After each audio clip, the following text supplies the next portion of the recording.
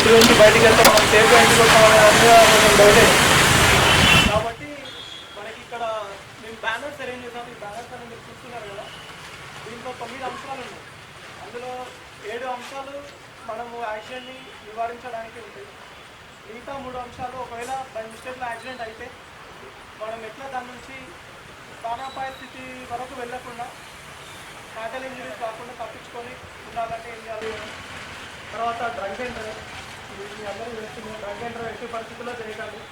చాలామంది హీరోలా ఫీల్ అయిపోతారు, కానీ అది తర్వాత ఫ్యామిలీలోనే చెక్ చేస్తుంది. సో డ్రంక్ అండ్ డ్రైవ్ అయిపోయిన తర్వాత కేర్లెస్ డ్రైవింగ్ ఉంటుంది, డేంజరస్ డ్రైవింగ్ ఉంటుంది. యూత్లో మనం ఎక్కువ అబ్జర్వ్ చేస్తాం, జోష్లో ఉంటారు. సో మనం దాన్ని కంట్రోల్ చేయాల్సింది పేరెంట్సే కంట్రోల్ చేయాలి. అండ్ 18 years కన్నా బిలో ఉన్న వాళ్ళకి వెహికల్స్ రోడ్ల మీదకి ఇవ్వకండి. నేర్చుకోవడానికి గ్రౌండ్లో వరకు అయితే ఓకే, నేర్చుకోవడంలో తప్పలేదు కాబట్టి. కానీ ఎప్పుడైతే మనం రోడ్డు మీదకి వస్తామో మనకి రోడ్డు మీద చాలా నిబంధనలు, రూల్స్ తెలిసి ఉండాలి, ఎట్లా ఉండాలి, వెహికల్ ఎక్స్పీరియన్స్ ఉండాలి. కాబట్టి 18 years రాకముందే వాళ్ళకి వెహికల్స్ తల్లిదండ్రులుగా మీరు మీ బాధ్యత నిర్వహించి మిగతా వాళ్ళకి కూడా దీన్ని స్ప్రెడ్ చేస్తారని ఆశిస్తున్నాను. డేంజరస్ డ్రైవింగ్ అయిపోయింది.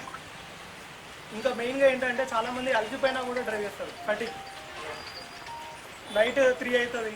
మోస్ట్లీ మనకి 12 to 5 మధ్యలో నిద్ర ఆటోమేటిక్గా వస్తుంది, ఎందుకంటే మనకు ఆ సైకిల్ అలవాటు అయిపోయింది కాబట్టి, స్లీప్ సైకిల్. సో ఆ టైంలో